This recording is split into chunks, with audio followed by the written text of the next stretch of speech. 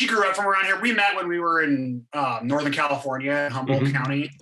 And we met on a weed farm, trimming weed out there, you know. And so we were kind of getting sick of, she was going to school, and we were kind of getting sick of, you know, we wanted to do something new after she graduated. And we were going to maybe move to San Francisco and live in the city. And I was going to pursue music and all that kind of stuff. Oh, and then this whole farm kind of popped up. And we were like, well, maybe we should go do that instead. And that was 10 years ago. So we've been here for 10 years now. Yeah. Right. It sounds like, or at least like it looks like you moved there quite a while ago, and started originally, like, is it, do you have your own produce, like everything that you eat basically is from your own? Not everything, but we do have like a huge veggie garden, and up until like a couple weeks ago, we had chickens for the last like 10 years. And, you know, so we try to, you know, I had to get a little creative with the vegetables and the food, just being at home and not having any restaurants around here, which is kind of like what helped lead me want to cook and stuff like that as well. But like, you know, there's still a town. I mean, we're remote, but, you know, town's only 20 minutes away. So like, you know, although it feels sometimes like we're all alone out here, you know.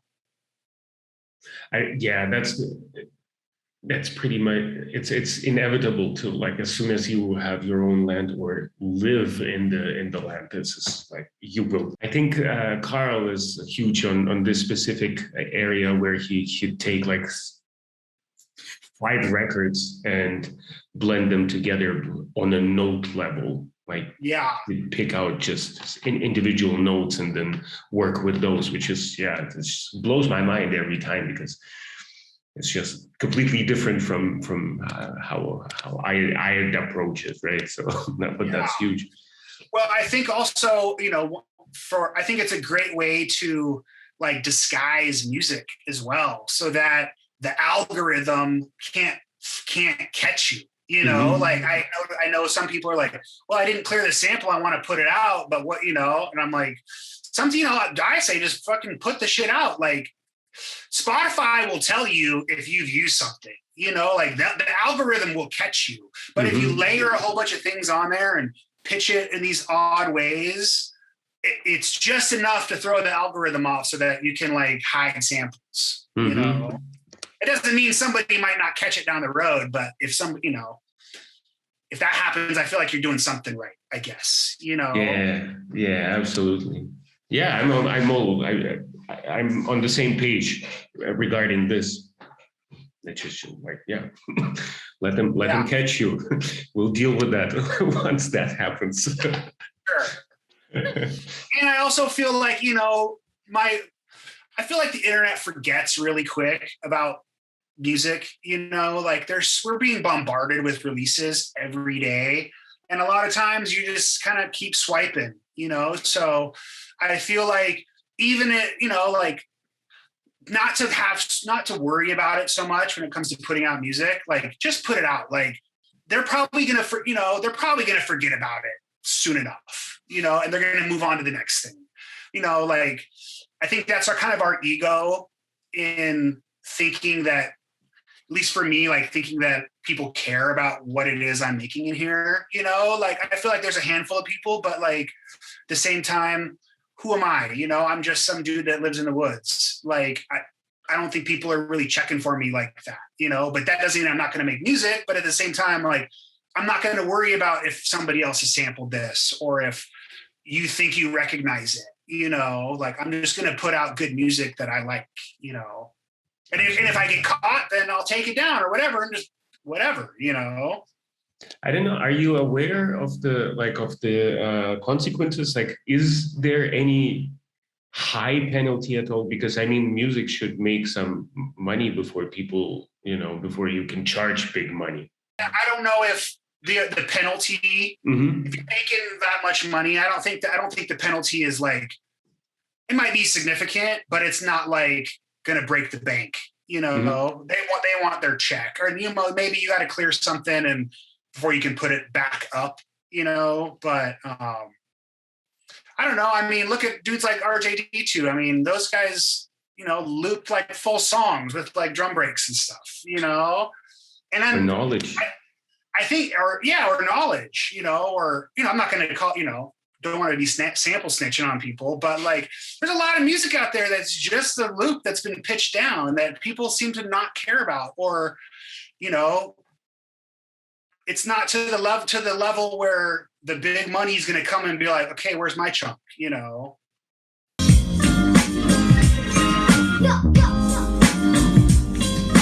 Like what effect are you, the latest effect that you're madly in love with? Something that you write in the last couple of weeks. Sorry, what was the first? Which effect do you use the most currently?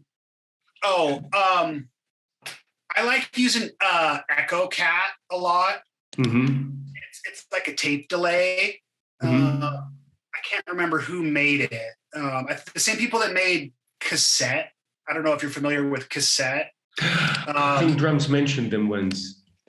Cassette is kind of like RC20, mm-hmm. but a little bit it's in that same vein of like, I think it's kind of funny that we all like get these VSTs to make our songs sound shittier, like we're like, or people, I think it's kind of funny, like the progression of like seeing these like big synth VSTs to like, oh, here's like a shitty tape VST to like make your stuff sound like horrible, and we're like, oh yeah. I need that one, but I do like Echo Cat a lot right now. I use Soothe all the time.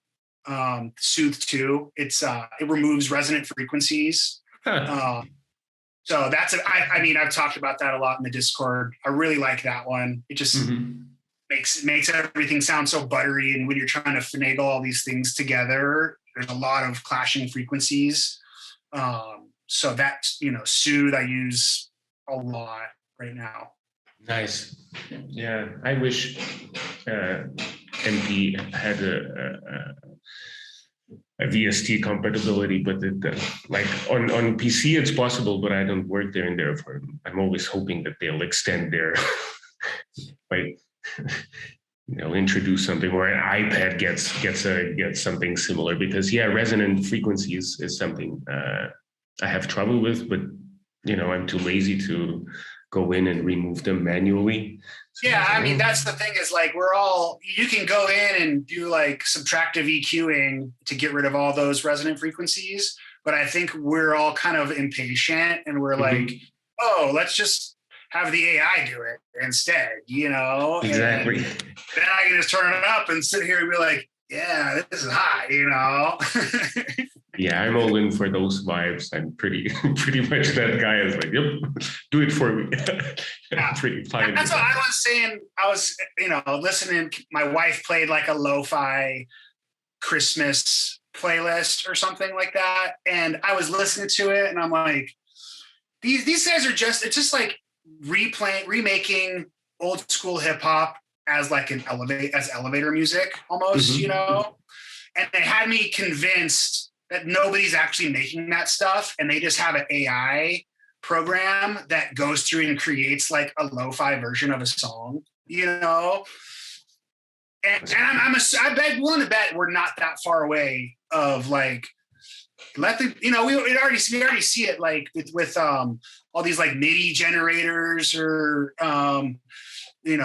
Serato sample that tunes and chops for you, and MIDI generators that, oh, here's a melody in the key of C sharp, or now let's lo-fi this, and then you get like, I'm assuming sometime soon it'll be like lo-fi, and then you get like a little hollow body guitar solo over something, like, I don't know. I feel like production is getting like to the point where it's almost like anybody. It's really not that hard to make a beat these days. You have like a lot of things that can do the things you used to have to do, like EQing and tuning by pitching the speed of your turntable down, or transposing on your MPC.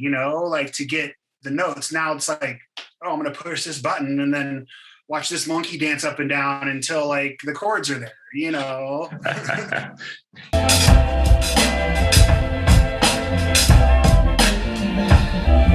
I have no trouble with that because there is still so much you can do there's still so much creative work and creative decisions that you can make. And this, by the way, like a big compliment on the Mossy projects, because they are like, this is not your usual beat tape with, you know, sample, bass, maybe one synth.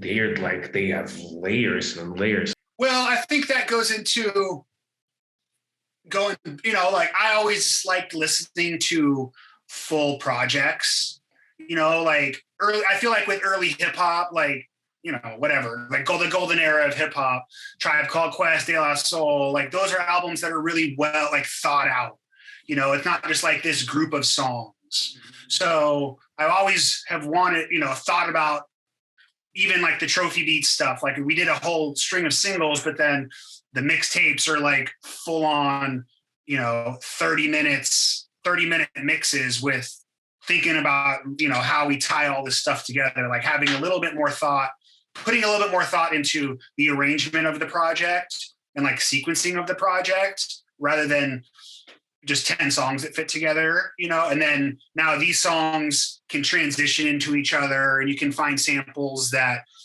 actually work with both, you know, back-to-back songs. And then you have this nice long transition, and just trying, you know, like challenging myself and challenging what it is that we do to keep pushing, you know, push the boundaries a little bit and like challenge yourself to go harder.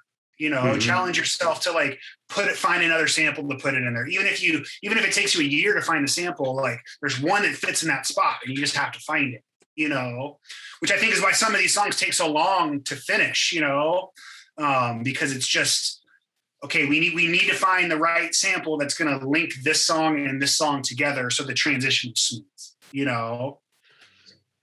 What's the workflow on such a project? Because yeah, it's two people remote putting, and you mentioned that you take your time, meaning like it's not like you sit down on a Zoom, go through the list of tracks and see how, like, yeah, that's the first, the second.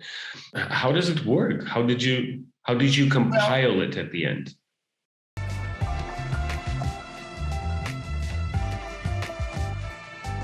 A lot of the Mossy Project stuff started. Initially, we were just going to call it's like we're the course of like 3 or 4 years that we made the first record. And initially we were going to call it Thanksgiving because he was coming up for Thanksgiving.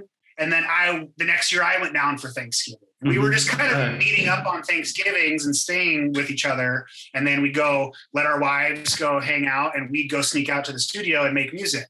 And so a lot of the songs started out through like Thanksgiving music sessions, right? So, okay. And once we start getting a group of songs together, we're like, okay, this one is maybe a little too dark. Let's put that on a different project. These two are really kind of pretty and have a similar vibe. Those can go on this. We start kind of like pushing songs to what release we're thinking it's going to go with. And then over the course, once we started to get, you know, over the first 2 years, you know, we were kind of it was only like a couple sessions, you know, like 2 or 3 days around Thanksgiving that we're hanging out at each other's houses. And then it started to turn into more. And then we were like, okay, let's try to finish this. So while we're sending them back and forth to each other, you know, he was living in California, I'm in Oregon. So we're like 7 hours away. And it was like, hey, I'm going to come down for the weekend. You know, let's, you know, once it started to become, you could see the bones of the project, then we were like, okay, let's get in the same place. And it always starts with, let's go digging. Let's go find a stack of records, you know? And so we buy a stack of records, we come home and start listening to records and being like, okay, there's a cool horn. That sounds like we can put this in key with this song. Let's see if that works. And so then we get these big, huge sessions where we're just recording in samples. And the sessions are like, you know, 2 gig sessions because it's got 20 words worth of samples recorded into it, So then you have this big sample session. You go through, and I'd start keying things. Okay, this is in the key of this. This is in the key of this. And you're like, okay, if I pitch this one down 2 semitones, it should work with this song. And, kind of starting to flesh it out again that way. And then once you get to the end, it's a lot of like finding the right dialogue samples. I'm big into like finding funny things off of like movies or commercials or whatever, or just like clever dialogue. It doesn't always have to be funny. It can be about, whatever it wants, as long as it fits the mood of the song that we're working on, so usually that kind of stuff is the very last part. And then we have one of our best friends is also a very prominent, very good mixing engineer. So then it's like, okay, now let's give it to Borntown to finish, and he would mix it and get the frequencies under control. And then we, take it to mastering, and then it was done, so, but there was definitely a lot of steps. I mean, it was a 4-year process for those first 2 EPs. The side A and B, right? Side A, side B, yeah. Mm-hmm. Okay. Yeah, well, it paid off. I guess this is something that is really hard to, like, you can't get that depth of a sound by making beats quickly. Like the genre, it's just like, it's almost, to me, it sounds like two genres within this space of beat making community. There's some people who like to go fast, and it's all about the vibe at the end of the day, which is totally legit. But people who do spend a lot of time on the record, you just get there's a huge difference in this depth of a record, which is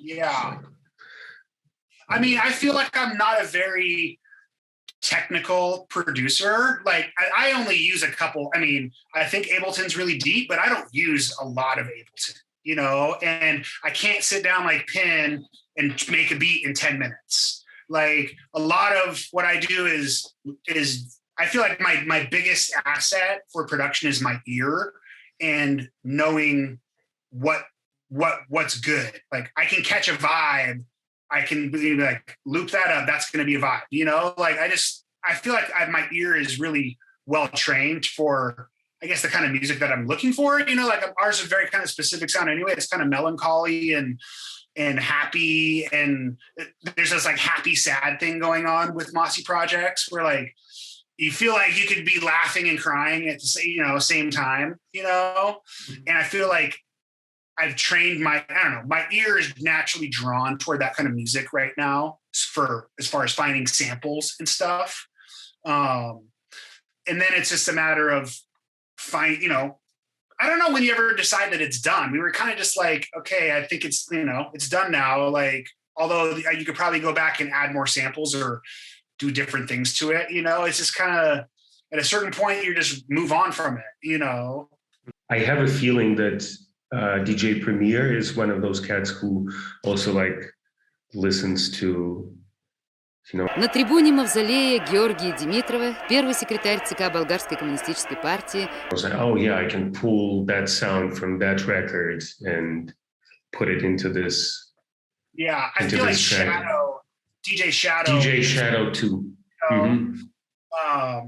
Those are the kind of guys like DJ Shadow, RJD2, Blockhead. Those kind of guys were the guys that I early on when I was finding instrumental hip hop, I was drawn toward that kind of sound. And then at first I was kind of like, I don't know how they do this. I didn't understand that you could like layer music like that, and once that door kind of opened, I was like, oh, okay, that's how they're doing that.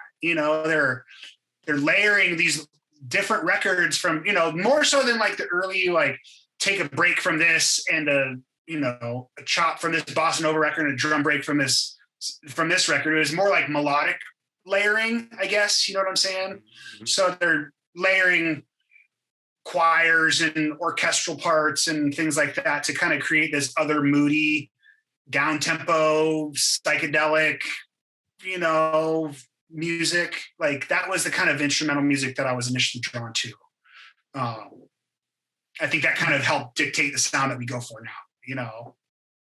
I mean, those are like the early influences that influenced where you took the music. Do you have anyone on your mind who's like a recent strong influence in terms of how someone who changed or like introduced something new into your soundscape? I don't know about, you know, I can't really think of like a specific, I mean, I just think like being in the Sidechain thing has been a huge inspiration. You know, I mean, like, I can't think of like an album recently where I was like, oh, wow, that was amazing. Maybe like the Kareem Riggins, like Head Nod Sweet. I don't know if you ever listened to that. That was a newer instrumental record that I was really drawn toward. But I think just like being in this Sidechain and meeting people from like all over who all have a different approach, but are, you know, we're all kind of like the same.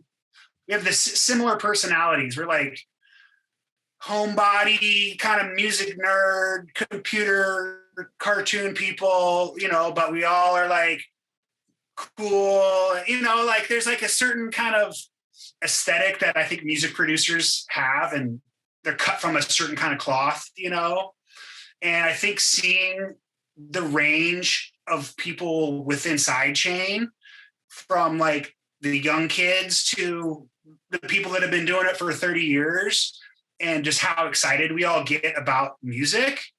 And that's kind of really been inspiring, where I'm like, okay, I know Pin is at home making 10 beats right now. I need to like do something here, you know, or I know Karl is out looking for records right now. Like I need to go find some records, you know, like I feel like that's been a good motivation. I mean, and it wasn't until Sidechain really that we finished the Mossy project. So I don't know if that was like, you know, something that kind of inadvertently gave me a little nudge to like, okay, you better finish something so that you don't show up on Thursdays with like these incomplete things. You know what I mean?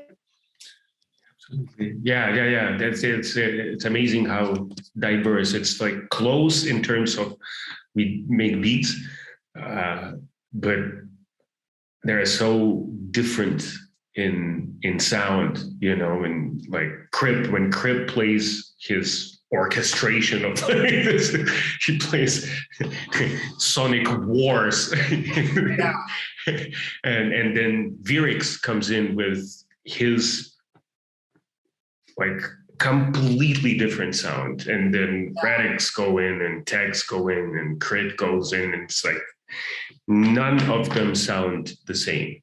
And you know, and then Wolf plays his bumps that are just I know, like sometimes I'm like, God damn, like everybody has hot beats, you know, like it kind of frustrates me at a time. I'm like, ugh, more hot beats. Now I got to follow this. You know what I mean? Like, but it also, it's like, you know, in the best way, not, you know, where I'm like, okay, I got to set my game up a little bit. You know, I'm going to put 10 samples layered together in a song, you know, and now what you got, you know, like just push yourself a little bit harder, and having, you know, people that understand the struggle of like trying to find time to be creative, how to balance life and creativity and work and all this kind of stuff. You know, we're all kind of going through the same process, struggle, journey, whatever it is you want to call it, you know, and maybe we're all have figured something out and other people haven't quite figured it out yet, or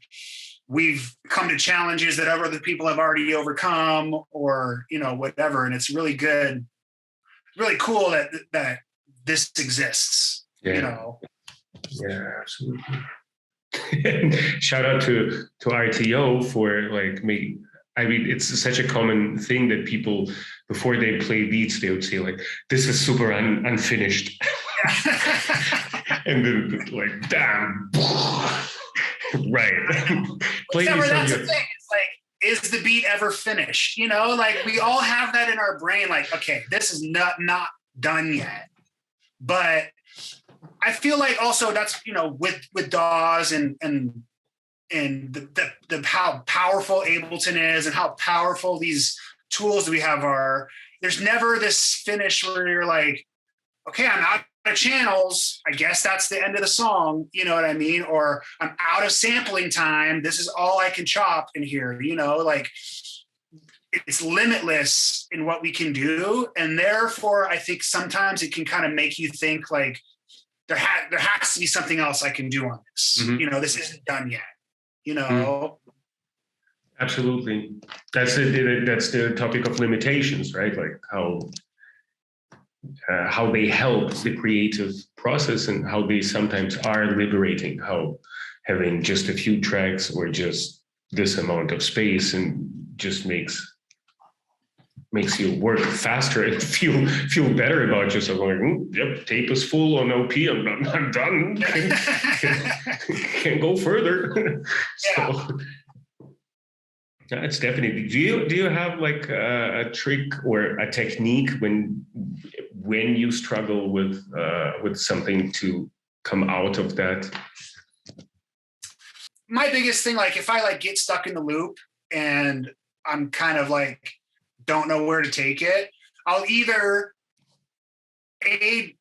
move on to something else, you know, and just kind of, if my mind is like stuck in that loop, then sometimes I just got to turn it off and walk away and come back and approach it later, you know. Mm-hmm. Other times that'll be the point where I'm ready to, I'll like, I don't know, resample the audio and then try to re-chop a new chop out of the resampled audio or something like that, you know, to kind of come up with a change. Mm-hmm. Or, you know, just start listening to music, and that's where you start really trying to just find, you know, kind of sketch out where this is where a change is going to happen. And I just don't know what that change is yet, like kind mm-hmm. of more into the arrangement of the song. You know, be like, and just leave a space here. And even up in the top where you can set those cues, you can say, you know, write in needs bass or needs a guitar sample or whatever that is for the space in Ableton. So that way, when you open the session again, you can be like, okay, yeah, I said to myself, I need to put a horn here, you know, or look for a horn sample for this point, you know? So, I mean, I don't know if there's ever, I'm always trying to find a trick to break out of the loop, but sometimes it's just start a new loop, I guess. Mm-hmm. Mm-hmm. Absolutely. Yeah. Back to it. You know, I'm big on just coming back to something. Like, just because I didn't finish it this session doesn't mean I'm not going to finish it later, you know, and not getting down on myself for not finishing something. You mm-hmm. know what I mean? Like, I feel like a lot of times people can feel bad, like they're not being productive when they're like, I can't finish the song, you know, mm-hmm. I suck. I don't want to do this anymore. Instead of being like, oh, I'm just going to start a new song and I'll come back to that one later, you know. I think that goes also with like time. You know, I spent so long trying to get into the music industry and like trying to be a rapper, trying to be a DJ, trying to be a producer, never really feeling like I was getting over the hump. Mm-hmm. That I kind of got to the point where I was like, fuck it, you know, like, who cares? Like, I'm just going to do this. Like, why am I really doing this? You know, am I doing this because I want money? Or am I doing this because I want girls? Or I'm doing this because I want for my own ego? Or am I doing this because I love music? Because this is not what I do. This is who I am, you know, mm-hmm. like mm-hmm. We make beats, you know, and sometimes they're finished, sometimes they're not, sometimes they're good, sometimes they suck, you know, you're always going to make another one. So just keep it moving, you know? Yeah, absolutely. Yeah. Is it how you keep engaged as well? Or like how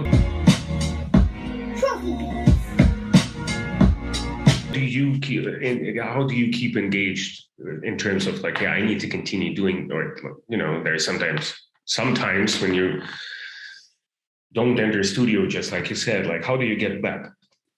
I don't know. I never really get down on myself when I leave, I guess, you know. I never am thinking about it like, you know, how do I finish this? I just think about it like hanging out in the studio is like what I like to do. It's like my hobby. Like, I enjoy being in here listening to records.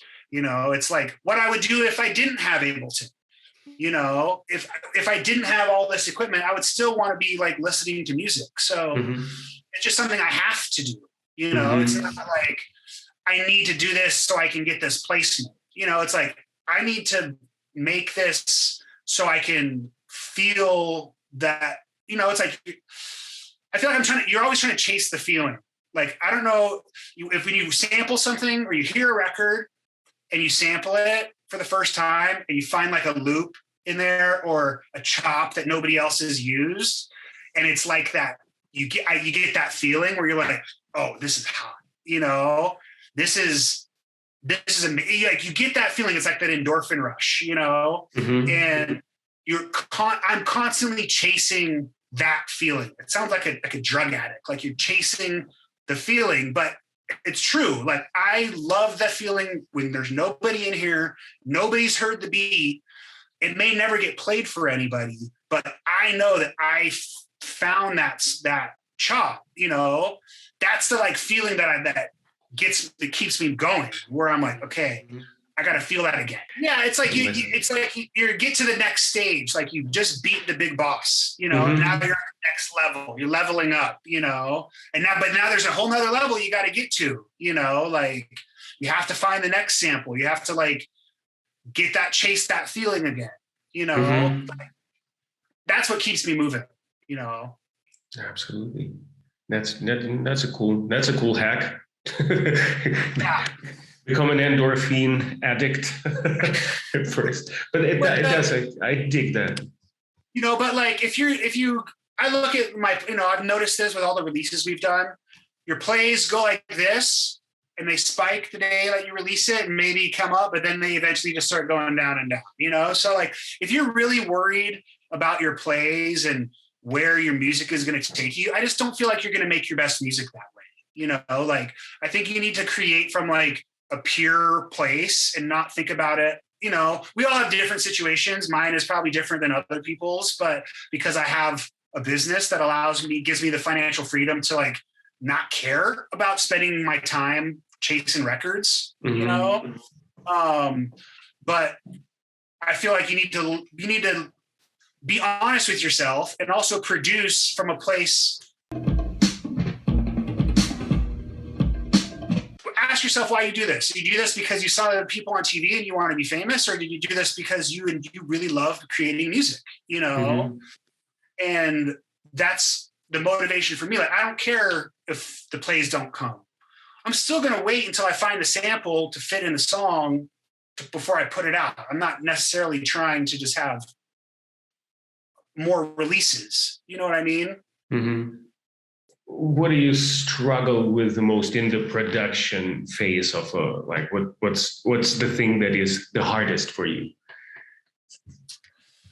I think the hardest thing is trying to decide when it's time to let it go. Okay. You know, and I think that we all struggle with that. Like there's certain times when, you know, I have a couple beats where I'm like, I haven't put them out yet, but they're like my favorite beats, where I'm like, I need to put this out, but it needs to have the right release. You know, like you kind of like, it's really hard to decide, or for me to decide, okay, I'm going to release this one. I'm going to let it go and let it be what it is. Even though, you know, this whole time we're talking about it and preaching, oh, just do it, whatever. But it's like the internal battle, you know, it's like, I feel like no matter how much you get told it, you're always going to struggle with it. No matter how much you tell somebody to do it, you're always going to do it yourself, you know? And I feel like that's, you know, there's a lot of music that I have on my hard drive that I haven't released. And I don't know if I will, even though maybe I should, or maybe I should just make something different. You know, I don't know. I do understand the struggle for because it's I have this in other areas. So this, is it good enough? The good enough argument is very, close to well, I also, there's the is it good enough argument, but there's also the, you know, the idea that there's so much stuff on the internet that if you want to, you could find any freaking genre you want and somebody is going to want to listen to it, you know, and you can there's some weird stuff out there that has audiences, you know? So like, I feel like no matter what your music is, you could probably find, if you work, you could find somebody that wants to listen and really enjoy it, you know? Mm-hmm. Now, then it's a matter of deciding, okay, what is that audience? Who is that audience? Or like, who do I want? I don't know if you know, sometimes like if you're being selfish with a beat, you're really attached to something. You don't want to release it till it's finished. You know, because you're worried about who it is maybe that's going to consume it, you know, or how you want to, what audience you're trying to pitch itself to, you know. But that's kind of a ego-driven thing for us, that we get to choose who our audience is. You know, like we're musicians, we're artists, we create stuff, you know, like somebody out there is probably going to like it, and someone out there is probably going to think you totally suck. But at the end of the day, whatever, that's not for them, you know, it's for whoever finds it that enjoys it, you know, and whoever finds it that, you know, maybe it helps them get through a situation, or the vibe is, you know, resonates with somebody at a certain time in their life, and then they have this connection or attachment to you as an artist, you know, like, oh, I really needed to hear that song at this point in my life, and because of that, I'm gonna support your music no matter what it is you put out, you know. It's weird because like I never thought that I would, you know, I've gotten emails from people where they're like, this is a really important song to me in my life, and where it's really humbling to know that something that we work on for so long or years, and you struggle to get the mix right or find the right sample, and then when you put it out, someone's like, wow, that like meant a lot to me. I love this song. You know, like, why did we hold on to it for so long? You know, like, why didn't you put it out sooner? You know, like, it's just this, I don't know, this weird thing that we deal with as creatives, you know, like want it to be perfect, but it's never going to be perfect. You know, you're always going to find something, you know. Some people like, I don't even listen to my old music anymore because you hear things that are wrong with it or what you could have done, you know, but you're the creator. At a certain point, you just have to let it go and belong to. Isn't it? I don't know about you, but it's like this. Obviously, some beats I still enjoy them, but most of the stuff, especially the part that like at the day that I make a beat, I'm totally like, I'm pumped and like, oh, this is great, and then like a week later, it's like, oh, this is trash. How did I?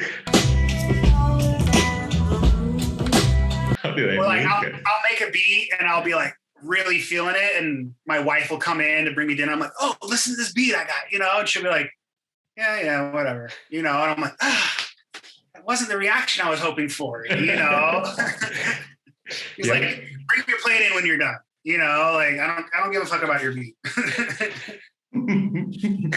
that part, it just keeps me moving for that specific reason, because I know like it doesn't really matter. It's the journey itself that is, and those endorphins, just as you mentioned, it's like getting the kick out of the process. I think it's good to surround yourself too with real people, and people that like, you know, like are going to keep it real with you. Like the best dude you can have in your crew is the guy that's going to be like, that's whack. You know, like change that. What do you know? You don't want to necessarily have a bunch of yes men around you being like, oh, this is hot, dude, and like gas you up all the time. You know, like it's not real. You know, that's like a fake world. You know, but if you keep real people around you that like, you know, Kelsea doesn't care that I make beats, and she doesn't. You know, she listens to them and she's like, oh, I really like that one. But at the same time, she, you know, if I'm like, check this out, she's like, yeah, it sounds like I've listened to that loop for the last 5 hours. You've been playing it, you know, like I've heard it already. I'm like, no, you got to come sit here and listen to it, you know. You have people like, is it in your circle? Do you guys bounce it off each other in this matter? Oh yeah, I mean, all my friends, we totally keep it real with each other. You know, we're like, I don't like that bass line, or find it, you know, we're not like, you know, harsh to each other, but it's definitely like, okay, we can make this doper, you know, or I can make this doper, you know, like it's kind of like that kind of thing. It's not like this is whack, dude. It's like, okay, I like that part. I like that part. Let's redo the drums and change the bass tone, or just like, we all understand we're all creatives and kind of going through the same thing. So my view has always been, I really like producing with people because I feel like I'm strong. We all have different things that we're good at. So, Dave, my best friend, is an amazing scratch DJ, and so if I didn't have cuts, I'm going to have him do it. I have a really good ear. If someone wants a sample, I'll find one for them. Mike is really good at synthesis. If the bass line's better, make a better bass line for it. Like not be attached to anything and think about like, look at the whole piece. You know what I mean? Don't be attached to any one part, I guess. Yeah, that's dope. That's really dope. That's a nice dynamic, and having more brains on something is always a good thing to an extent, of course, but it's still like. Sometimes you can have too many cooks in the kitchen, That part. I also really like the collab thing that we've been doing the last couple of weeks. Like I hope they come back. We had, I was really stoked on. That both the ones that I did, at least, and everybody's just sounds good. I really like seeing because we all have different skill levels, different ears, different talents, different processes. And when you can combine them all together, you can make a stronger product. It's like, you're like Voltron or whatever, exactly. You come together and now you're like, oh, these guys are a problem, For sure. No, absolutely. A strong thing. Yeah. Need to bring them back. I think we also don't necessarily, we're all in the Discord all the time. We can just collab as well together too, like, I think it's been fun having Karl like pair it because I think he's putting a lot of thought into, okay, I wonder if these two should make a beat together, Oh, I think it was random actually. I don't know, like if he rerun this in person, but it was a randomizer. Yeah. Oh, okay. That was the idea, which I like. It felt to me like he put like he paired it, Ah, okay. I don't know.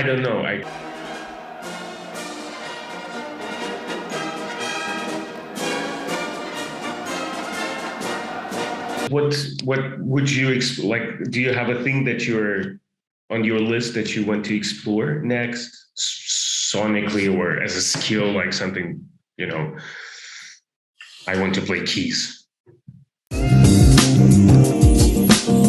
definitely have always like wanted to learn how to play keys better. At least like be able to. I mean, I can kind of figure out the notes in the scale and then just kind of fart around, mess around with it. But I'd like to maybe learn that a little bit. I definitely would like to learn more like proper mixing techniques. Like because everything I've ever learned in Ableton is like either trial and error or being over the shoulder of my friends who I feel like have more skills than me and kind of like stealing the way that they do it or asking questions with them. But I'd never take, it's just basically, like I wish I knew how to mix better. And I kind of mix as I go rather than like do all the creative stuff and then mixing process and then a mastering process. I kind of like will try to mix as I go, I don't really, I know that there's like a lot of, the one thing I like about Ableton is there's no like rules, you can kind of just come up with your own technique and it doesn't really matter, like if the finished product sounds good, then who really cares if you're running all your effects on individual chains or on the master or sending returns or whatever. Like I'm sure there's a proper way that a real mixing engineer would tell you to do it. But with Ableton, you can kind of, throw it all together and see what turns out, so I like that about it a lot, Is there something that you miss in Ableton that you, I don't know, saw in gear, but I mean, doesn't it have everything? I don't know what I'm missing in it. That's why I'm asking. Like, it's such a huge thing. It would be interesting if someone, I feel like I haven't even tapped all the way into it. I feel like I'm using 20% of it, There's so many Max for Live things and like, right. Things that, some dude at home made an instrument, where you're just like, oh, here's my Max for Live device, and you're like, I don't even know what any of this stuff does, like I go through it and I'm like, I've never even used this or even thought about opening this little, convolution reverb setting or something, like Mm-hmm. I feel like I'm only tapped into like the surface of it still. And I've been in it for 12 years, And in the beginning I would watch, and I'm trying to learn, I'm watching YouTube tutorials and stuff. But I felt like early on, a lot of those YouTube tutorials, like you watch a guy for 30 minutes make a bass tone, and then he plays it his song, and the song sucks, and you're like, what am I doing? Wasting why am I having you teach me how to make music? Why am I not just going in and figuring this out myself? You know what I mean? You considered reading the manual at some point? Is there a manual? I bought one of those like early on. I think I bought like one of those books, like tips and tricks for or something like that. When I had that, I was trying to like read, but it's just about doing it, and having an application, I guess, right? Like, it's more like I missed, like, how do I need to accomplish something? How do I do that? And then, like, do you actually then go on and like Google stuff like how to do this and that, or? I used to more so than I do now. Now I kind of am like, this is my process. I'm just gonna embrace it and do the same thing, I definitely had fun. Like I watched Karl stream a couple times with watch the way he was chopping samples and stuff. And I'm like, oh, that's totally different than the way that I do it, and it was cool to see other people's approach just because we don't all do it the same, So it kind of was like, oh, I'm going to try to chop the way that Karl was doing it. Or this beat, I'm going to, apply this technique that drums said, and I'll kind of like do that maybe for 2 songs. And then I kind of eventually just fall back into my muscle memory. Like, okay, find a sample, chop a break, layer some drums, layer a sample, but then I'll be like, oh, remember the time I did one 404 preset on, the Ableton preset, and I got that cool tape stop. How did I do that? Go back, look at the session, see what setting, because there's so many times when you're just scrolling through presets or whatever, and then you don't really, you kind of just put it on in passing instead of like being like, okay, the EQ is set like this, the resonance is set at this setting, the filter is here, there's an auto pan at the end of this, and like really knowing your chain, versus just kind of like throwing something on there and finding a preset, like, oh, that sounds pretty good. Like, I guess we'll move on to the next one, instead of really like getting into why it is that you liked that sound and being like, okay, I need to have my settings dialed to this to have that sound, I can't, what was the question? The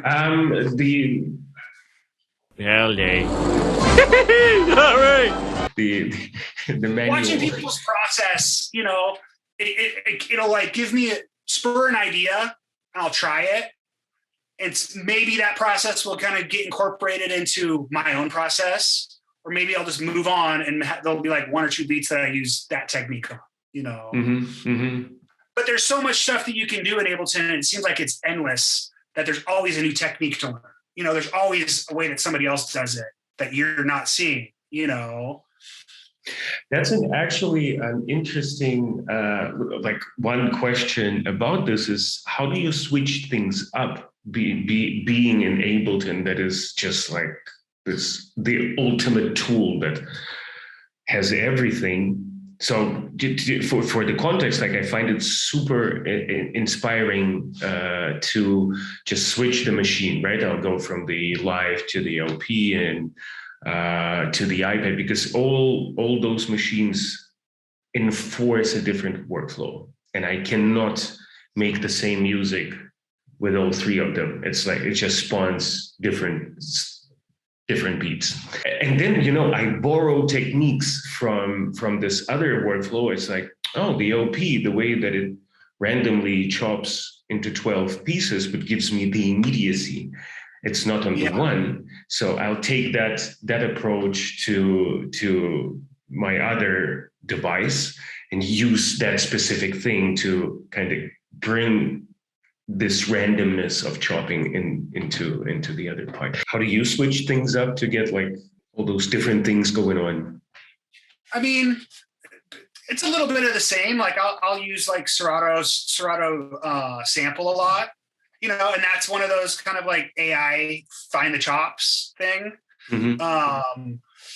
When I first discovered that, I was like, this is cheating, like it already finds all the dope parts of this song, and so I really like incorporating that into my workflow. Before that, I would kind of like chop to the 16th note, like get a loop, use the chop to MIDI function in Ableton, and chop to the 6th note, or chop to the warp marker, go in and put your warp markers so you have like different parts or whatever. But I think that, things like the Serato sample really helped, just like it gives you the opportunity to find samples that you wouldn't have picked if you picked the first 8 bars of the loop. You know what I mean? Chops it all the way through. And then you can mess with it so much as far as pitch, speed, a filter on each chop, and then there's the select random, the random chop mode, so there's all that stuff usually. And then you find, just to like switch it up, like if it's not working, find different ones,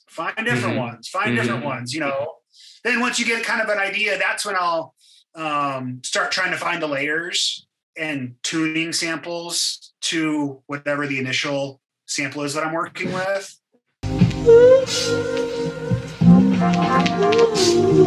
One thing that I did early on was key my music library. Whenever I get a big drop of like digital music or digital samples, the first thing I do is go through and key them. And that way it's already, it just speeds up the time. So I don't need to spend time keying the sample before I can figure out if it's going to work or not. I already know all these are in the right key.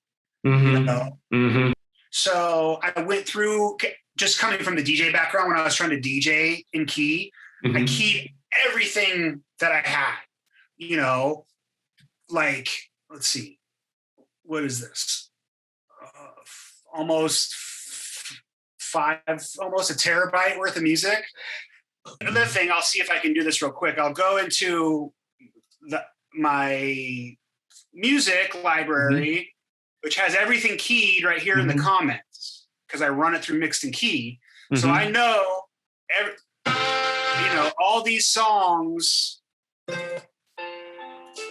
are in key. Okay. And I'll just take like, this is, where is it? It's just some random shit. So then I'll like drag this over, put this in, let's see if it's going to work.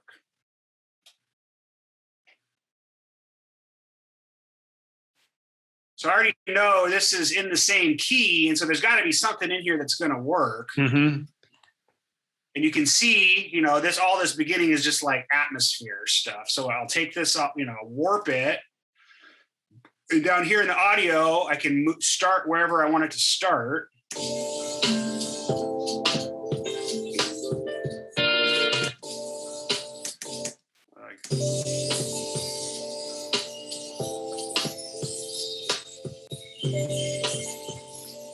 This is great. And then I can do the same thing to this audio, where I put a slice right here and go into.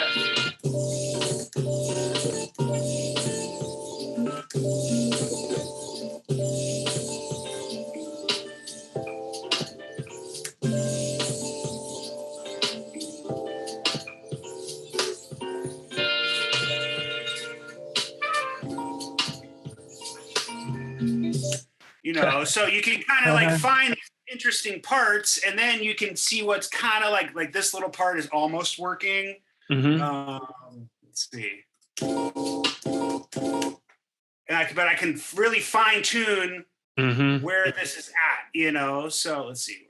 Is this? Oh, this isn't set to loop. See, once you have it on loop, you can drag wherever this is, and that wave changes. So that's why I will extend it the whole length of the song, and then I can really just kind of go into any part of this audio and find the notes that are going to fit into this little run,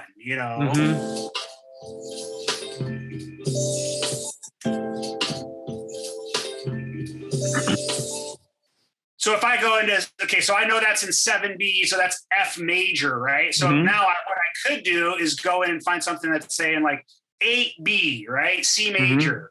So I'll say up in here, 8B. Now everything's already keyed. And so here's just something I don't even know what this is. It's just something I got off. So I can go into here, right, and put it in this other. And you do this with vinyl too. If you like just record in the vinyl, you just it or use Serato sample to figure out the key. Now right here, I would, since I know it's an 8B and the rest of this is in 7B, I would just pitch this down one step, one half step. I think that's what it is, right? So 8B goes down to C major, goes down to F major. And my theory might be like totally off, but this does work. I'll just take it, drop it down one semitone. And now this should be pretty close. Like, ooh, that sounds like shit. It might be. The thing is, this totally does not sound in key, but it might be. Sometimes mixed in key finds things that are in a different key than what Serato does. I think the Serato algorithm is actually a little bit better. But what you can do here is, that's why I keep an instance of Serato ready to go. This says it's an A, versus, let's see, this just says it's an A minor. So if I were to do that with A minor, that's the already pitched one, right? And this is an F. Okay. Yeah, so it's kind of like, this is an F. Let's see, what does it say this other one is? G minor. Всех стран встает над ним как грозный символ. Anyway, for a guy who doesn't know any theory, like I use a lot of that to match samples, So, and then a couple other little things that I do, like this is I have this crazy template where I'll usually bring in the samples to this top one. And that's where I'll leave the whole samples so that if I ever need to come back to the original, once I've run a bunch of effects on it, I have it there. I have all these instances of Serato sample because I use that a lot on all my audio tracks. I have this channel strip thing that I made that has an EQ, a compressor, and a spectrum, so you can see kind of where the notes, what keys the notes are hitting. But these are things that I'm also putting everything is like EQ and compression. So I just have it all in there, and then I have places for breaks. I got this little like vocal chop thing that has a bunch of like oohs and ahs and things like that. I also have all my already have them mapped out. Nice. So like with this one, this little vocal chop rack, I found myself just like whenever you need just a little bit of spice in there. So I just took all these like audio things and made a, what's it called? Rack. 50. A drum rack? It's like a drum rack with a sampler on it. And then I have it mapped to the sample selector so I can, let's see if I can. I think someone. I think Crip mentioned this as a way to quickly switch out drums, I think. And then I have it all mapped on here so I can go. Yeah. It's already there. You know what I mean? Okay.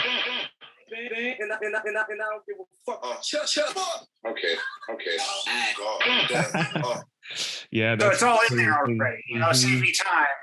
And then for my drums, I have like a drum bus. So I have basically 2 instances of audio because I'm usually dropping in drums. And I found this little drum thing, you know. So like when you put in a drum, like let's see, boom, kick. Okay, so I bring in a kick.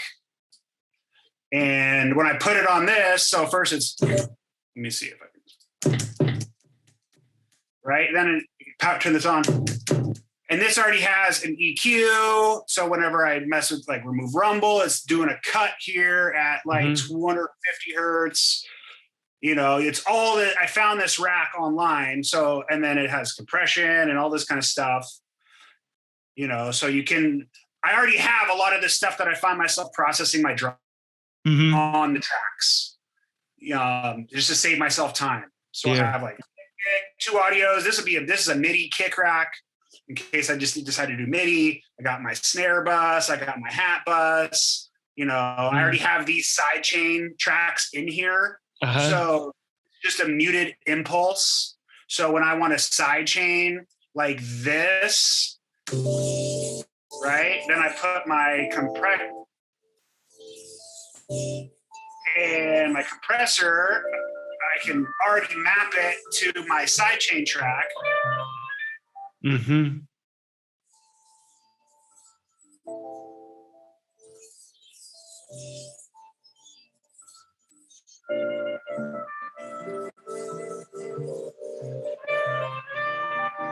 know, and that's just on like a 4 on the floor. So, you know, you can. Okay. I was wondering like where the sidechain gets the signal from. The sidechain is just getting the signal from this sidechain, but it's in the MIDI. It's just a 4 on the floor beat. This one is halftime.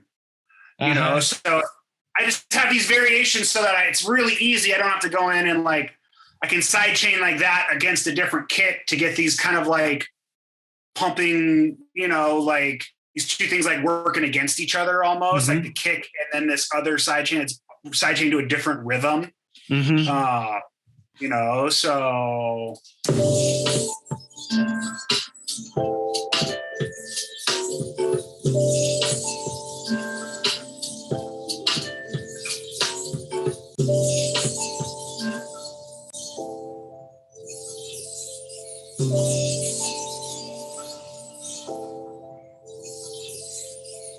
Yeah, so I just do little things like that to like save time. I have all these like send and returns.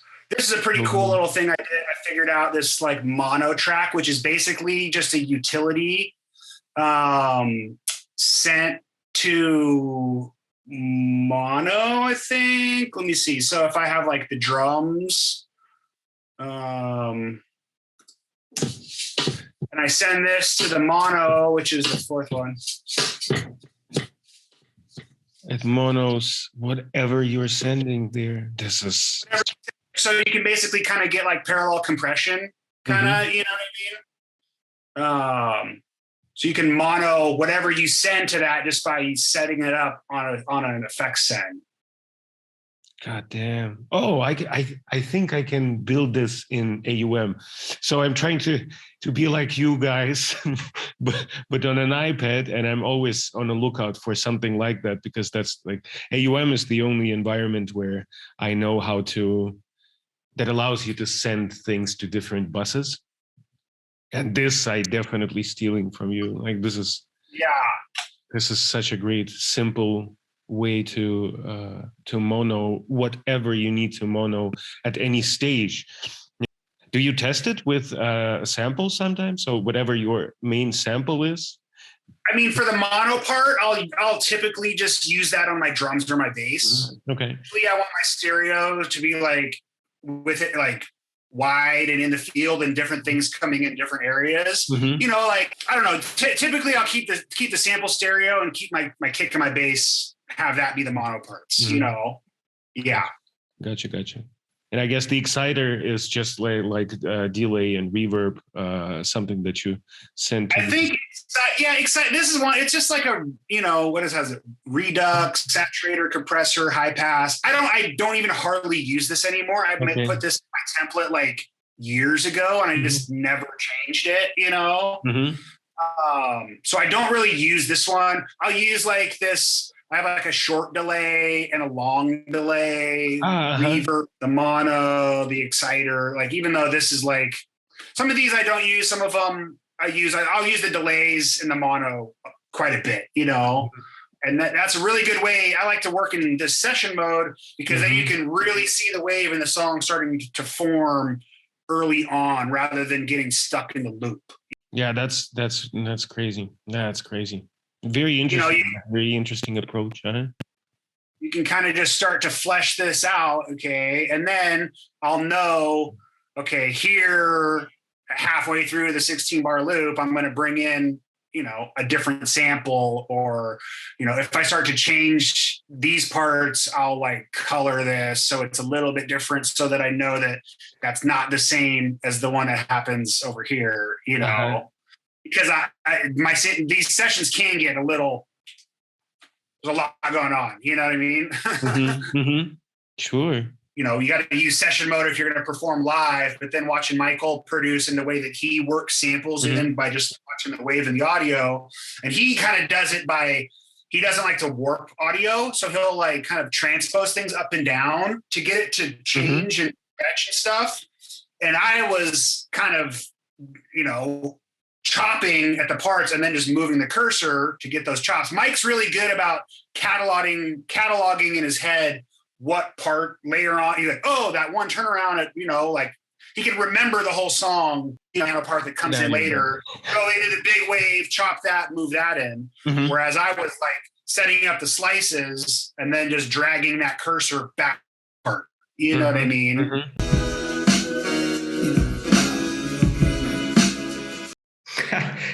I laughed a little on that post. You were upset about Mariah Carey taking up on DJ career and expecting Hillary Clinton to become a president, which both of those things are quite hilarious. Anything that upsets you in the current, like in the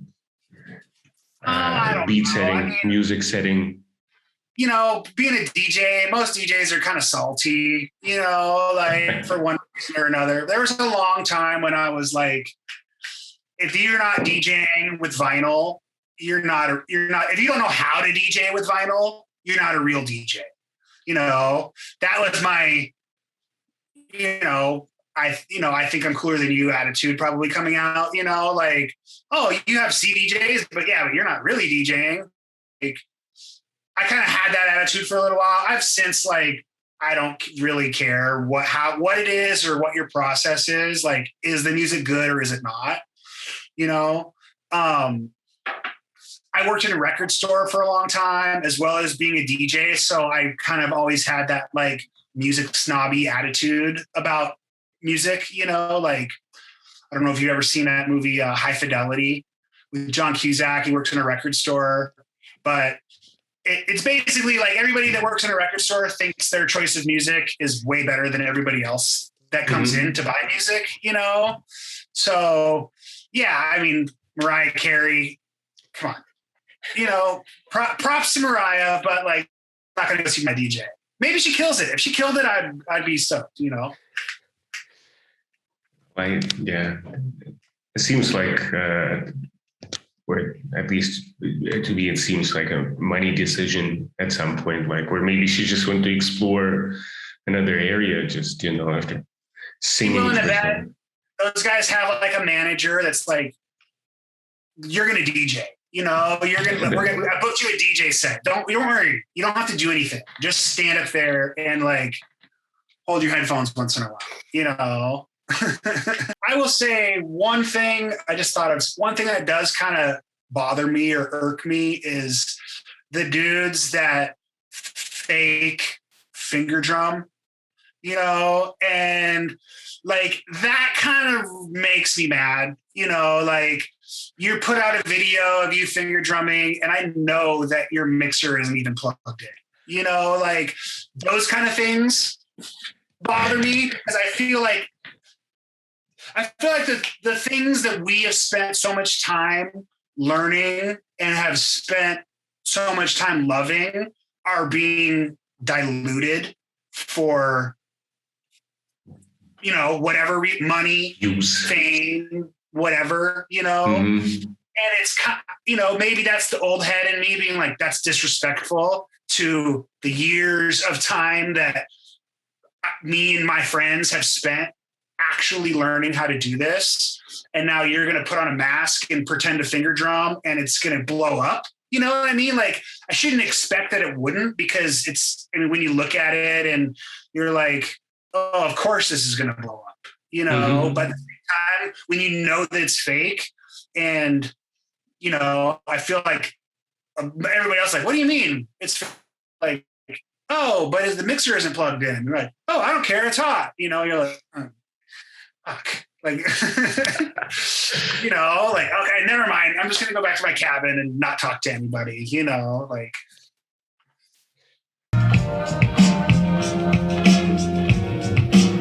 Anything similar for the beat community specifically?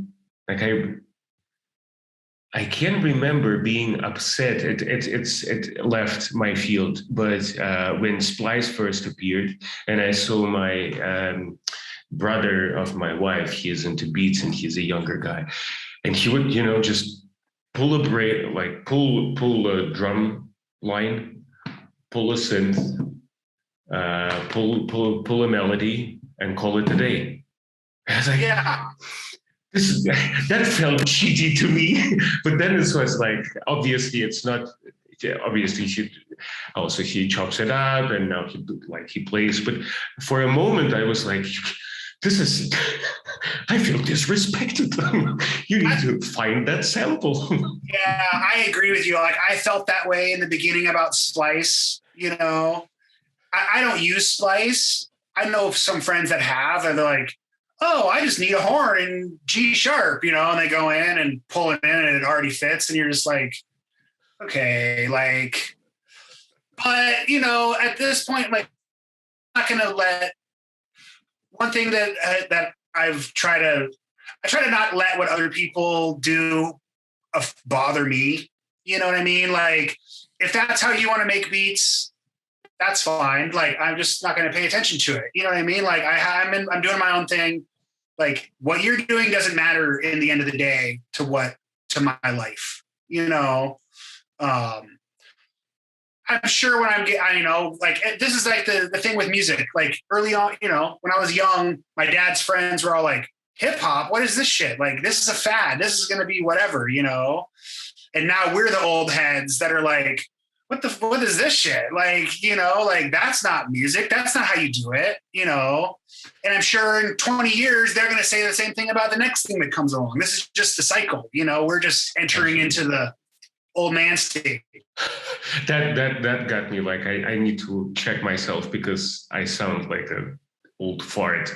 Like a gnarly old fart who is like, you're going to be faster with this than me.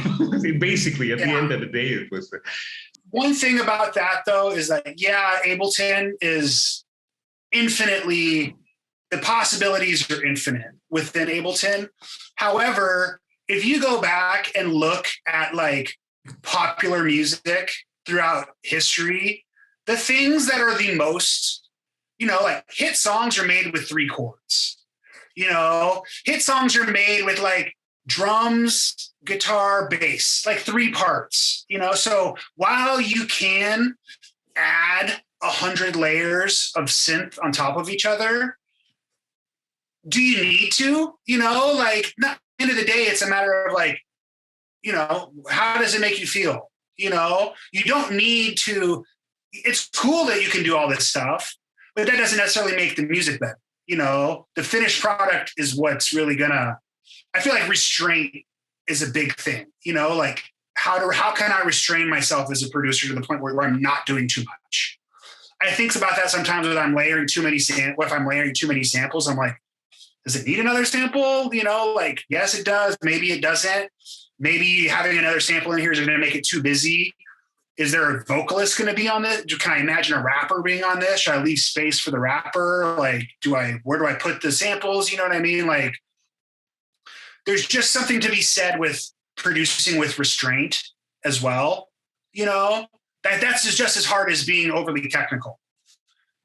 I saw that you are like an avid hip hop book reader. One that I need to grab is Root for the Villain from Jay Zo.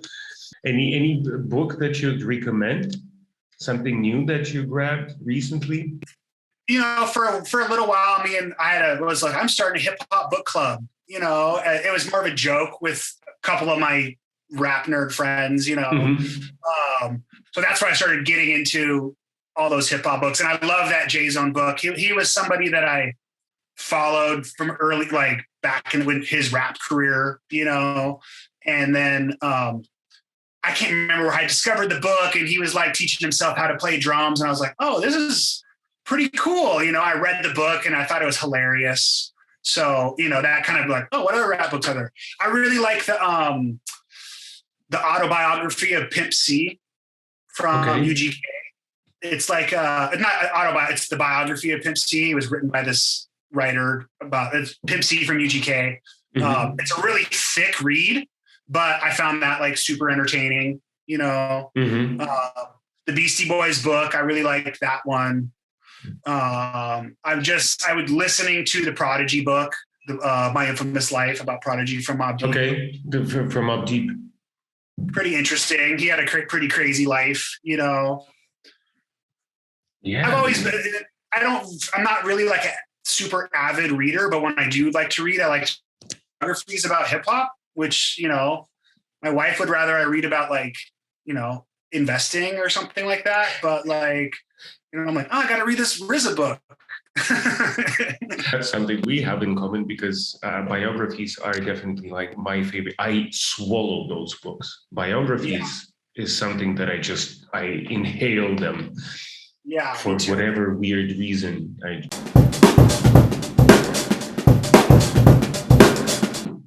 And you don't play like a guitar? Your dad didn't impose that on you for? No, I mean, my little brother plays the guitar in my dad's band.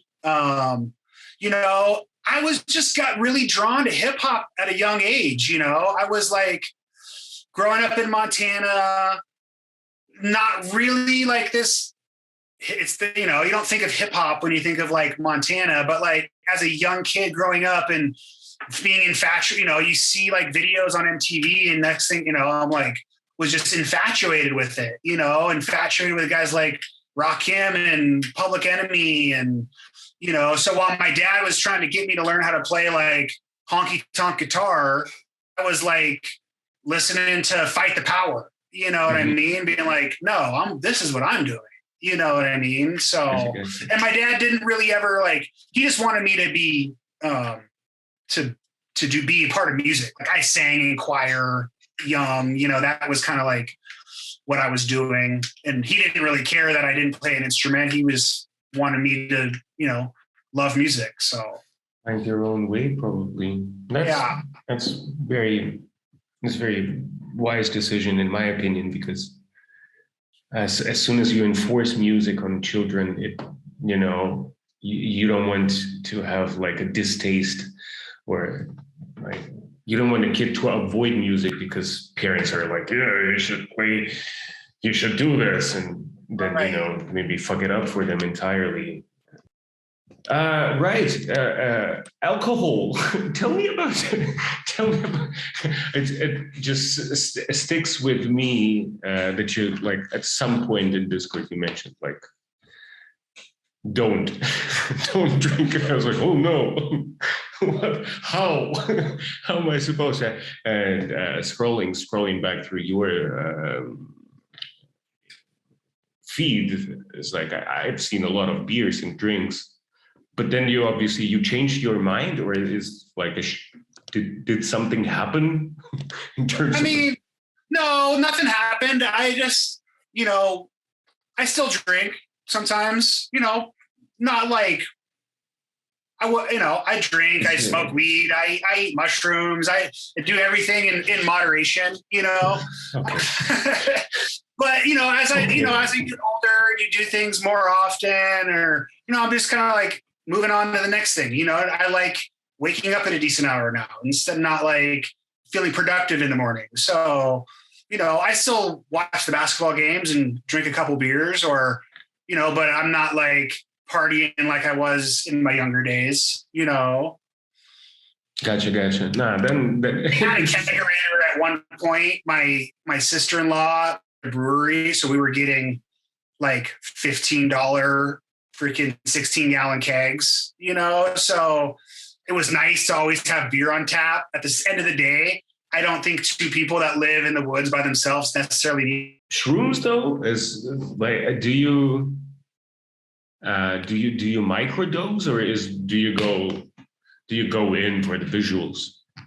I probably, like a lot of kids, when you're in high school or in your early 20s, you experiment with a lot of different things. I was experimenting with psychedelics relatively early, and then there was a big period of I didn't do anything for a long time until I kind of went out to Northern California and got into the cannabis scene again. And that's when there's all this stuff around, you know what I mean? And it kind of like, I was like, oh, okay, I'll try that again.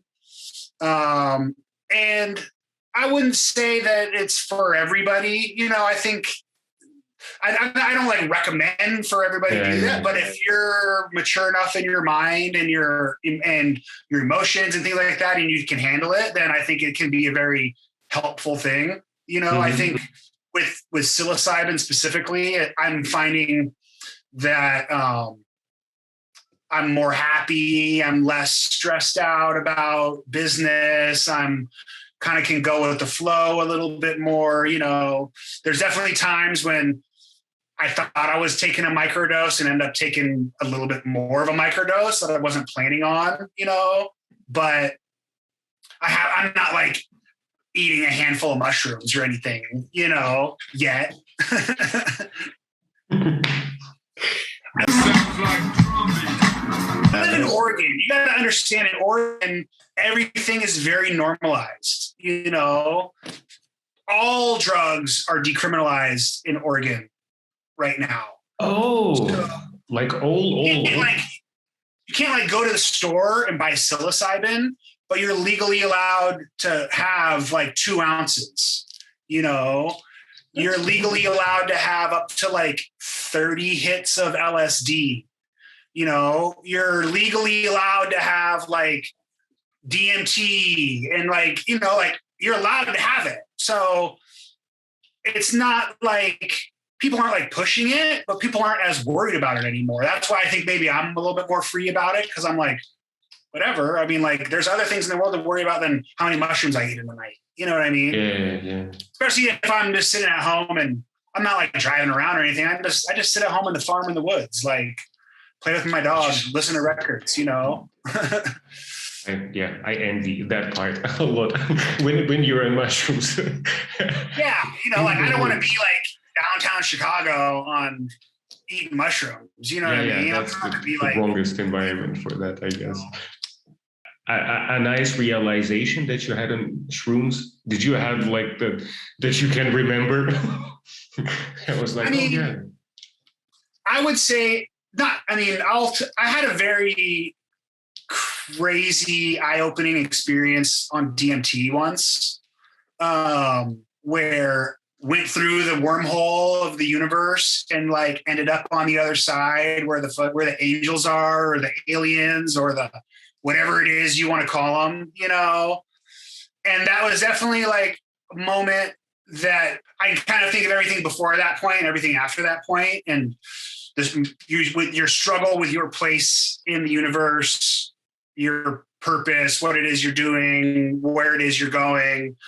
And then once I had that moment, you kind of like realize that everything's a little bit more connected than you understood, like it's like the curtain gets pulled back and the veil gets lifted and you realize that all that stuff is like right here. Like there's this alternate reality that's coexisting with this one. You just can't really see it. You know what I mean? That's kind of like my view of psychedelics.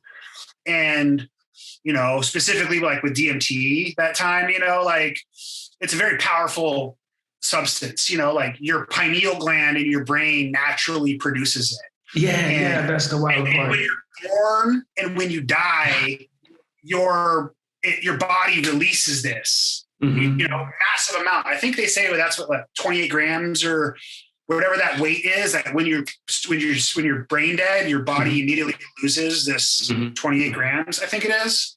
And some people think that that's like a massive dose of DMT that is allowing your soul to transition over into the next world. You know what I mean? So I know this sounds like totally crazy, but I think there is some truth. I think there is some truth to that, because you can do research, and a lot of people that get to that point of being high on DMT have a very similar experience. They say the light at the end of the tunnel, the angels, the aliens, whatever it is that you saw, the beings, and a lot of people report a very similar experience. So in my eyes, if we're all different people and you do this substance and you experience the same thing, there's some sort of truth to that. I don't know what that truth is, but I know that there's something there that's connecting all of us. We're all this energy, like you break it down, we're all this like atoms bouncing off of each other. You know what I mean? And granted, we all take different forms, but at the end of the day, you're going to die. And I don't know what's on the other side. I don't know if there's anything on the other side, but I do know that I don't really worry about it. You know what I mean? I think that's kind of a weird thing. Like some people like really fear death or leaving. I don't really fear it. I mean, I want to live, but I don't, because I think I had that experience where it was so beautiful that where I'm like, okay, well, this is where we're all going to be eventually. You know what I mean? Like you might as well just like enjoy your life. Like you have, like, why stress out about little things? Enjoy your loved ones, be happy, smile, do the things that you love. Because in the end of the day, like this whole life that we live, like it's just a blink, you know what I mean? And we're all going to be gone at some point. And I feel like psychedelics and that experience with DMT really helped me, like gave me peace of mind about that. You know what I mean? Not that it really bothered me before, but it kind of was just like, oh, that's the other world. You know what I mean? Like and since then it's kind of faded, that feeling, but I still like remember it and like I was yesterday, but it does. I feel like it doesn't affect me as much now as it did 12 years ago when it happened. You know what I mean? When it happened, I was like, oh my God. Yeah, I love that part specifically. Right, whatever, That's the only thing I do remember from Shrooms is like having this strong feeling that I figured it all out. And then the next day you don't remember any of that. And knowing that in that moment, it's like, you cabbage. But 5, once again, all 0.5, once again. There's a lot of truth to that, because a lot of people, when they use in Oregon, they use psilocybin as therapy for people who are trying to recover from PTSD or coming to terms with a terminal illness or things like that, So, and they look back on that experience of psilocybin or as a psychedelic experience as being a pivotal moment in their life. You know what I mean? And while you might forget about it a week later or the next day when you're like, whoa, what the hell happened then? But, some people are like, that was a moment that I'll always remember, and the moment that made me realize like, it's okay to feel this way, or it helps me come to term with my imminent death, or, or like helps them work through traumatic blockages or things like that. You know what I mean? Like, so it's medicine, it helps you. I mean, all medicine can be abused, I would say do it all the time, but, I think if you're mentally prepared, then you can use psychedelics as a medicine or as a form of therapy, Mm-hmm. So, let's get back to this world. As far as business goes, like, what was the most successful move that you accomplished? I think for us, as far as like the business, as the farm, I think the biggest, it was the scariest thing, but also like the hardest thing we've ever done, but really jumping into to become a legal cannabis farm. Mm-hmm. As much as we were coming from this other world where it seemed like we weren't able to do that, we kind of jumped in and we're really, it worked out. We're at the point where, I've done pretty good the last few years where I can help my family out and help people out and employ people and do things like that. And it was scary. And looking back was, I don't know why we thought we could pull it off, but we did pull it off. And, navigating the world of legal cannabis is hard because it's constantly changing. It's so new. They change the rules. They change all the hoops. They, it's a new thing every day. So it's a big challenge, and we worked really freaking hard to make it happen. But, with working hard, I mean, if you're going to go big, you gotta take a chance sometimes, And so that was probably the biggest, business success. We also, like, on a music side, it was kind of weird. Like, Derek, our friend Pretty Lights, has always been the homie, and we've always sent him music. And a few years ago, he asked Trophy Beats to open up for him at Red Rocks, which was 10,000 people in Colorado, So we debuted we've been doing it for years, just sending it back and forth to each other, but we debuted the project at a sold out 10,000 person venue in Colorado, So that was kind of like a pretty pinnacle achievement for us, like, that's dope. People were like, who are these guys? Like, why are you guys the opener? Like, you guys don't even have an album out, but at the end of the day, like, people really liked it, and it was a way to, like, people weren't going there to see us, but when they left, they're like, oh, Trophy Beats is pretty dope. I like that. You know what I mean? Like, so that felt kind of like imposter a little bit. Like, what are we doing belonging on this big stage? Even though it's like the homie, but, at the end of the day, we were like, fuck it, let's go play these beats and we'll see how this goes over, I mean, isn't it a testament to this putting in the hard work over a long period of time to take? I think it's like a validation for sure. It was like, he didn't have to let us open. He could have picked whoever the hot electronic DJ was, but he was like, and even probably I really am thankful for the opportunity, because I'm sure he had his management team and people being like, you're going to let these fucking yahoos open up for you? Like, who? No, dude. And he's like, no, this is who I want, So I think that was a testament to, if at the end of the day, like 5 or 6 people whose opinion I genuinely care about of whether they like my music or not. You know what I mean? If they like it, I'm good. I could care less what everybody else thinks. But if my homie Derek is like, yo, this shit's hot, dude, I want you to come open for me, then it's like, okay, it's a validation for all the time and that we've spent trying to create something. You know what I mean? That's dope. That's really dope. And did you guys measure how it impacted your audience, I guess? Like, did it translate? Did you? I guess it kind of, I don't know. I mean, at the time we had never even, I think we put out the first tape like 2 days before Red Rocks happened. We had no business being on that stage in front of that crowd. Mm-hmm. But did it transfer over into like a bunch of plays? There was a little bump for a little bit, but I feel like with everything on the internet, you get that little bump and then it kind of fades away. I think there's a lot of people that we gained a lot of fans out of that. I mean, I know we definitely gained some fans out of that where people were like, I had never heard of you before I saw you at Red Rocks, and now I've downloaded everything you've done. Is that a lot? Probably not. Maybe a couple hundred people. You know what I mean? But like, it's before it was just me and Dave sending music back and forth to each other.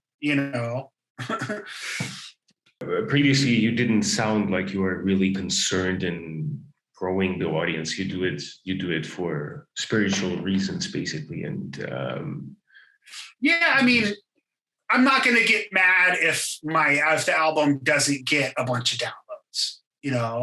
It's not going to deter me from continuing to try to find the next sample. You know what I mean? Mm-hmm. Mm-hmm. Like the views, the plays, that's not why we do it. Like, granted, the thing that just came out with it, my homie that had the blog and named Mossy Projects one of his favorite releases of the year, that was a big validation for us, because he writes for the San Francisco Chronicle. He used to write for Rap Genius. He's like a very established music writer in the Bay Area and, online or whatever. So for him to be like, I know him, he's my friend, that's why I got him to listen to the record, but he wasn't like, hey, will you put us on your list? Like, I forgot that, and he was like named it. I was like, oh, cool. You know what I mean? That's like a big validation for us, but I'm not chasing that. I mean, it's nice when it happens, it's really nice. It feels really good when that happens, but it's not going to like make me, if it doesn't happen, I'm not going to be like, oh man, I suck at this, Now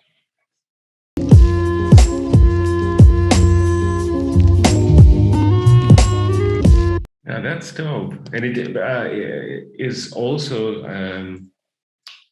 like a thing about this networking and just, keeping the human interaction between those people, between the peers, still the most powerful, at least to me. You opening up to a crowd of 10,000 is not a coincidence.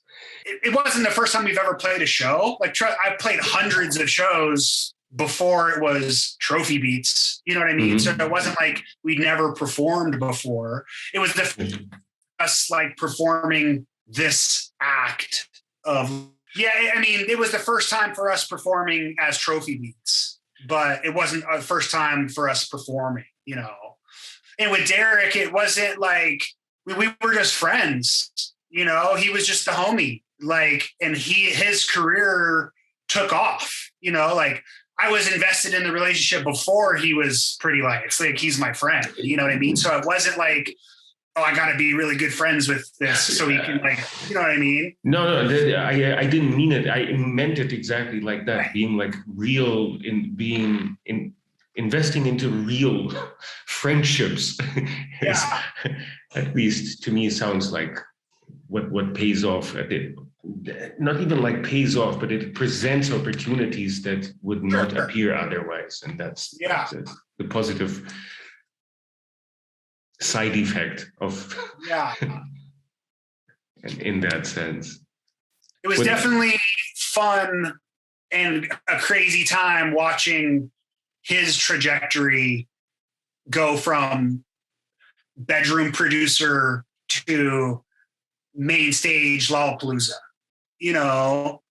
where it was really inspiring. It kind of was like, whoa, it's happening to one of our best friends. Like, if it's happening to him, it kind of reinvigorates you to be like, I can keep pushing. You know what I mean? Like, even though we were getting older in age or whatever, like, it kind of like, oh, well, we can keep going, like, look at what he's doing, all it takes is that one shot and have the right person see you to be like, okay, I'm going to put you on, or I'm going to book a show for you, or what else? Send me something. I got somebody that wants to hear, it's looking for beats. You never know who that could be, Is there any advice you would like, let's say you have like one advice to give to the whole beat community of the world, what would that be? The whole beat community, huh? Let's see. I mean, I would just say, like, don't get caught up. I think what's really important is to create from a really pure place, to create from the place of thinking about, like, doing something for yourself first. Make music because you love to make music. Don't make music because you want to play on the main stage at Lollapalooza. If you have that kind of materialistic goal from the beginning, you're never going to create music that is real and true and that resonates with people, because that's what you really are wanting to do as an artist, is to find an audience who resonates with your music, and I feel like when you create from with a goal of, like, money or some kind of other goal than creating for being like, I'm just going to make something really hot, or I'm going to make something that I really think is hot, whether that be, it could be whatever. It could be my slow version, of like these kind of like dreamy beats, or it could be a banger, whatever. But you want to find an audience that resonates with you. And if you don't do it from that pure place, it's much harder to find an audience that your music resonates with, that they're going to support you. You know what I mean? Like, you see the trends happen in music, and electronic music especially. The trends change all the time. By the time you learn how to make dubstep, people have moved on to whatever's next. So don't ever chase trends. Don't ever make music being like, I need to make music like blah, blah, blah. You know what I mean? Because if you're doing that, then you're not making music from a pure place. You're trying to chase a trend, and you're never gonna catch up, because it's evolving all the time.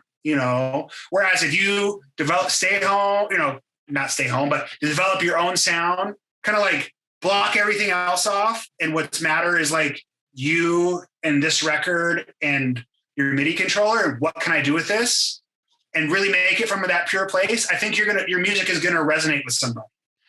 You're going to find the audience is going to realize that. They're going to recognize that. And whether or not they recognize it, they're going to follow you for that reason, or and that's what you want. You want people that, that's how you get lifelong fans. That's how you get fans that support you forever, because they're like, this person's music affected me in this certain way at this certain time. And that puts a memory in their brain. It takes them back to that time when they first heard that song, when they were with the girl they wanted to kiss or whatever. You know what I mean? Like those like moments in your life where like, I remember when this happened, and I feel like the more pure you are, the more true you are with the music that you're making with yourself, the more that's going to connect with people, and you're going to get those genuine connections with people that are going to support you, if that makes any sense. It's kind of like absolutely. No. It does. It's a strong point. At least with me, it resonates a lot. I value that a lot. I don't want to necessarily. I don't really send beats to like rappers or anything like that. I'm not trying, because I don't produce with that purpose in my mind. Like I feel like when it can kind of build up a little bit of like an animosity with music. If you think that like you have all these beats that sound like this certain trend that should be people want. People always say they want like, oh, I want a Griselda type beat, but that's like the common one right now, but like they don't really want, they want something that's going to make them unique. That's everything that's ever drawn me to music are people that have like unique sounds. They're doing their own thing. They're in their own lane. They're creating their own thing. And because it's so original, like you want the original one. You don't want the one that sounds like the original one. For this specific reason, I don't understand the current trend of like da-da-da type beats. What's the saying? Like imitation is the highest form of flattery, where like people are trying to be or mimic what somebody else is doing because they really look up to what that person does, you know? And I think it's cool, like when you're like, oh, this, you know, I recreated, you know, a Kendrick Lamar song or whatever, you know, and I remade the beat exactly like they did. It's cool to see that and learn the technique, but then apply that into your own thing. You know, it's like taking these different ingredients, it's like cooking, taking these different ingredients and putting it all together. And I made this, you know, and this is a Mossy Projects beat, you know, and I might have taken layered these samples kind of like Shadow did, but it has its own character because I'm not trying to be Shadow. I'm trying to be James too, you know?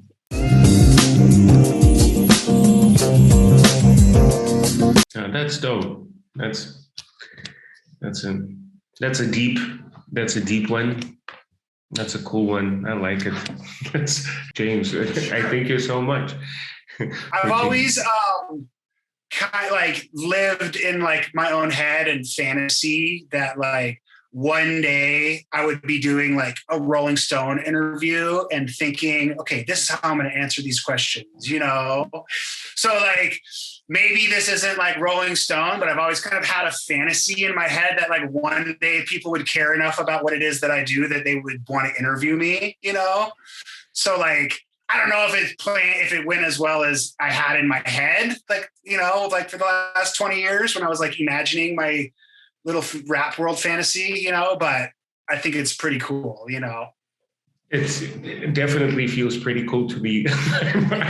I'm the happiest person on the planet right now. So thank you very much for taking your time and answering these questions. I know a bunch of people who will be stoked and very interested because this whole community is very like the sidechainers care for sure. Right?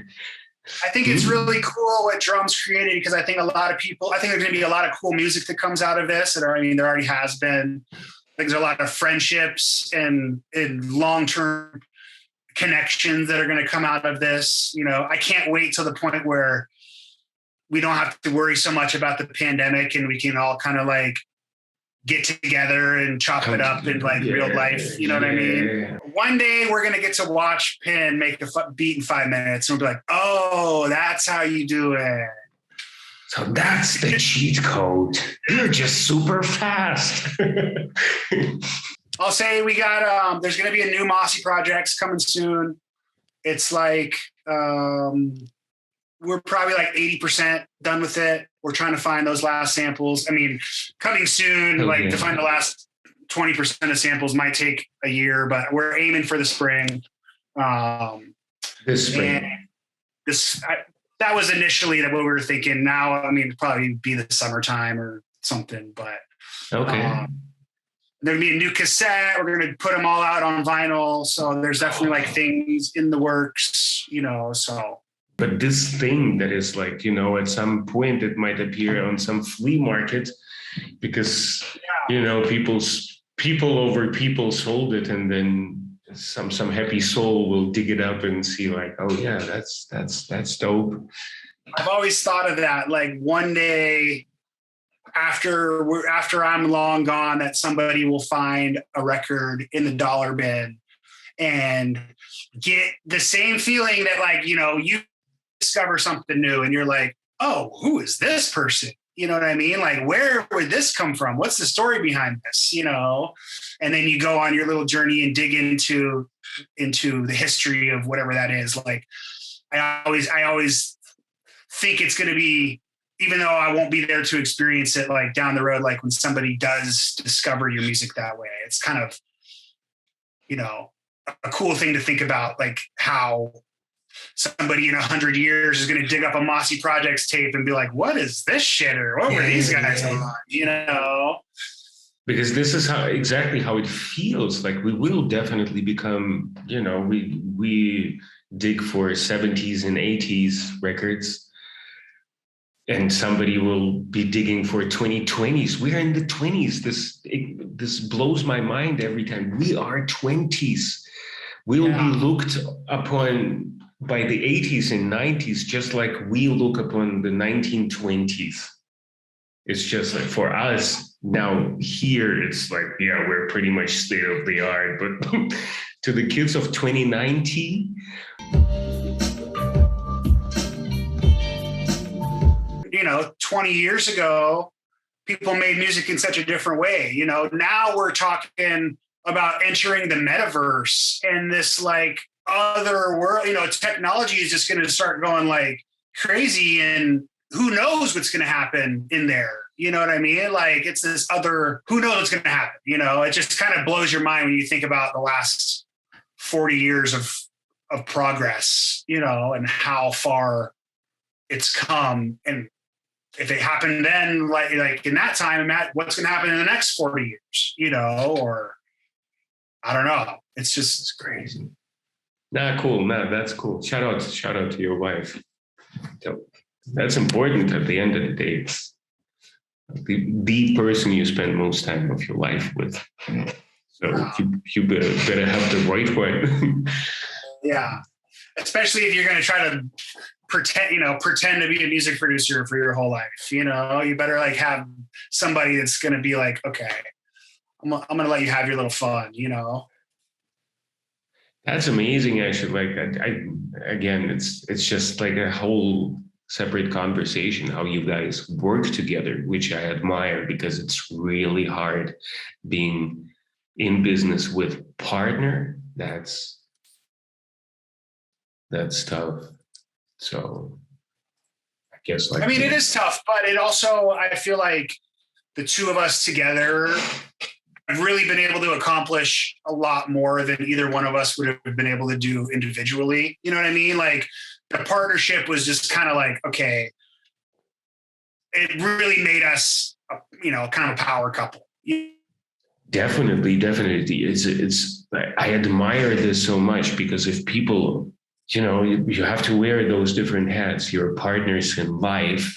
And in most cases, this is like the area, the safe area, which allows people to kind of stay sane. But then you have to go to work together, which is just leaves no room for escape in terms of, you know, I don't have to deal with your shit. Not in a bad way, but you need that space, right? You need to be able to come. So it takes, I don't know how you. Well, and, you know, for us, like our work is also our home. You know, we live on the farm. So not only can you, when you go to work, is you're just at the house, but like when you get off of work, you're at the house and you just kind of never really clock out. You know what I mean? We've been trying to do that more and like, get, you know, set aside time for each other and set aside time to not talk about work, you know. But when you're an entrepreneur and you own your business, like you have to kind of, if you want to be successful, you kind of have to live that life. You know what I mean? It has to be what you do and what everything that you do is with intention so that this business succeeds. You know what I mean? So sometimes I got to work 80 hours a week and because that's what has to be done for the business to be successful. Yeah, no, that's respect to both of you. It's a rare combination. It's really hard to pull off, to have your life partner be your business partner as well. Because I mean, when you pull it off, this is the strongest partner. Whenever you guys negotiate with other people, they know they can. Like it's really hard to mess with two people who are like just one unit. Yeah, sure. So that's dope. That's dope. I'm happy for you guys that you have this. It's huge. It's a treasure in its own. So big up to both of you. Thank you. Yeah, man. Cool. Fire ass conversation. I thank you so much for this. Thank you. I guess you'll make some beats now. Leave you to your own devices. Tell Kelsea the interview went on for a couple more hours to give me a chance to flip a couple samples. You know what I mean? Yeah. Please do that. Enjoy yourself. And yeah, I'll see you on Thursday. Yeah, I'm gonna try to be there for sure.